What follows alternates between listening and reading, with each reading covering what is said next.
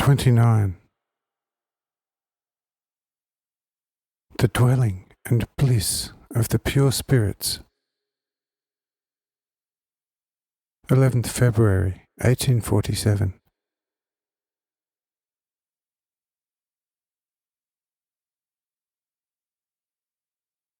In the bringing back, and indeed in the perfect bringing back, lies precisely the former perfect, most perfect and all-perfect degree of blessedness. But it is not demanded or required of the Spirit, with regard to the bringing back of all that belonged to its being, that it should bring back in a certain way, on its own account, what was given to it originally and during its whole journey.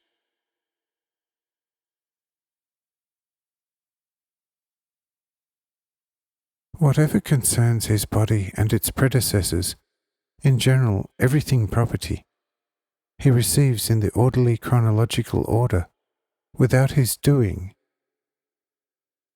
But it is different with regard to his ability to take up again everything that once belonged to his being. About this ability he will be called to account for in a certain way, and that because every spirit can and should acquire such ability from the precepts of pure religion. Whoever does not want to be active and buries his talent and prefers to settle for what is of the flesh rather than what is of the spirit, must then ascribe to himself, when he is judged by the word that was given to him from the heavens as a faithful guide, as to how he should gather life again and bring it back to where he originally came from.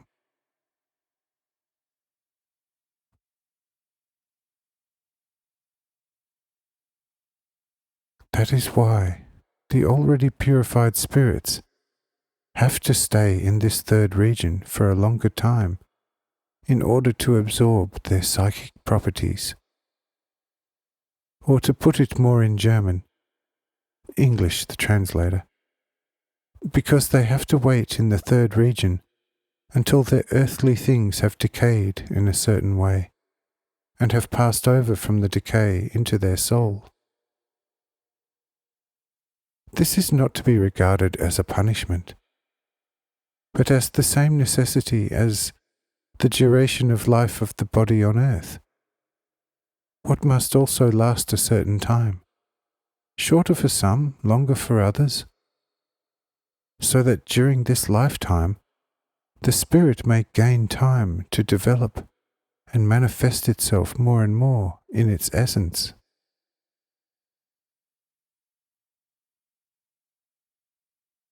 Who could claim that someone has to give an account of the time he has spent on earth in the body? For this is a necessity, and lies outside the sphere of will of the spirit. Just as no one will have to give an account of how long his hair has grown, or the nails on his finger, just as not about the pulsations of his heart, and about how often he has drawn breath. For all this is, as I said, a necessity. The account, or rather the judgment, lies only in the active will. Everything else is indifferent and is completely in order, and gives itself freely, if only the will was brought into order according to the pure knowledge of my divine will.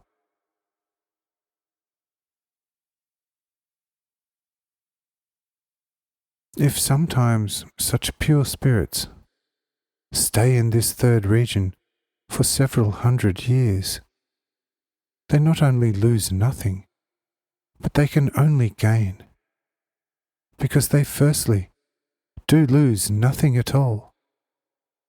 They are extremely happy and blissful. But as far as their ever-increasing intelligence is concerned, this is obviously a constant gaining, and the more they gain there, the more perfectly they will return to their finite and eternal destiny. If they have only a little business to manage, and have made it their own to administer it properly and wisely, they will one day be all the more fit to administer great things, where they, as angelic spirits, will have to exercise their power spiritually, not only over individual parts of a world body, but with one glance over whole world bodies, yes, over whole worlds and sun regions, and from there through and through into matter. And this certainly requires more than just monitoring individual areas here, and that under the direction of the angelic spirits, to whom this entire earth is entrusted to monitor from the centre up to the sun.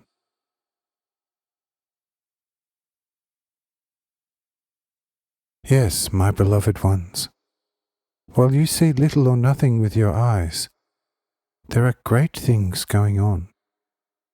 And it is like a wise man once said, between the earth and the sun, there are things going on of which human reason had not yet imagined.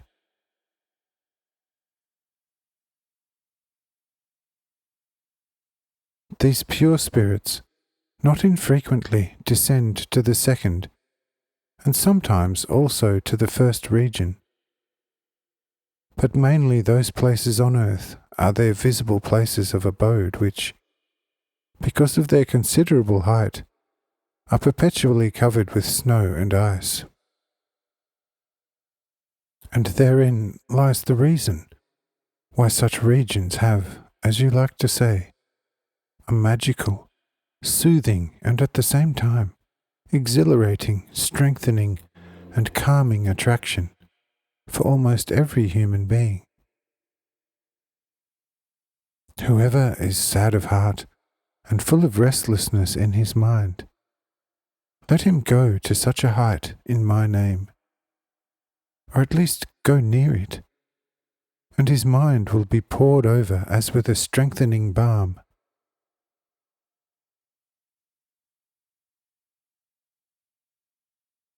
While the mind in the lower regions always becomes duller, more heavy and suffering, similar to the feeling of a climber of mountain gorges and caves.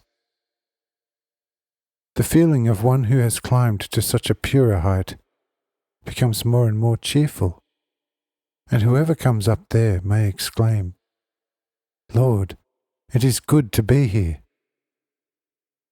But then I say to this, it is not yet time for you to stay here. But I nevertheless say, go gladly to the mountains. For I also, when I walked in the body on earth, often went to the mountains. On a mountain I was transfigured. On a mountain I drove the great tempter away. On a mountain I preached the kingdom of heaven. On a mountain I prayed, and on a mountain I was crucified.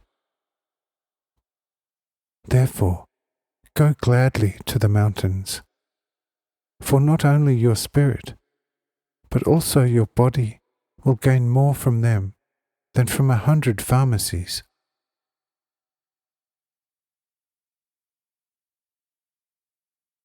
In this way, however, we have also passed through the third spiritual region of the earth, and only a few things remain to be mentioned about it. And these few things consist in the fact that the new arrivals of the pure spirits initially reside where they dwelt on earth during their lifetime.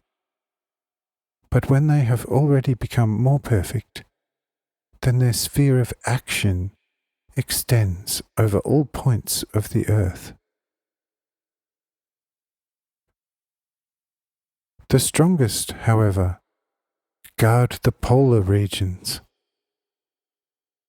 and the softer, gentler and weaker ones, the tropical regions of the earth. And those who are very active guard the sea, the lakes and the rivers, and the beginners are entrusted with larger or smaller mountains to watch over, and everything that is there. You may also note that the female spirits mostly supervise the plant life, and also exercise influence on the entire vegetation of the earth's surface.